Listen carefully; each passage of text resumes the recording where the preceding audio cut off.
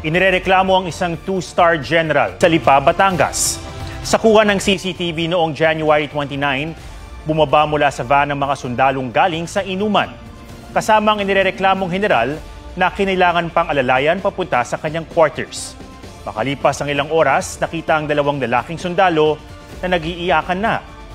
Pinagsamantalahan daw sila ng general. Base sa salaysay ng mga sundalong hiniling na huwag munang pangalanan, pinatulog daw sila sa kwarto ng general na nung una raw ay akala nila'y nagbibiro lang. Dito na raw nangyari ang umano'y pagsasamantala. Lingid sa kaalaman ng general, kumuha ng video at audio ang isa sa mga sundalo na bahagi ngayon ng kanilang ebidensya. Naghain na sila ng reklamong rape through sexual assault at attempted rape through sexual assault. Inalis na sa pwesto ang nasa restrictive custody ng Philippine Air Force ang general. Pero itinatanggi niya ang mga aligasyon. Iniimbestigahan ng AFP ang insidente at hawak ni AFP Chief of Staff General Romeo Browner ang initial findings.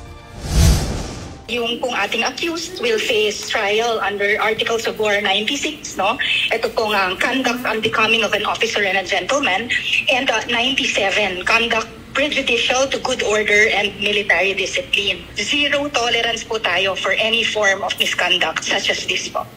Wala naman silang ibang gustong makamtan kundi yung hustisya. Naniniwala sila na kahit gaano pang kataas, kahit gaano pang kakapangyarihan yung mga nang-abuso sa kanila, kahit two-star general pa yan,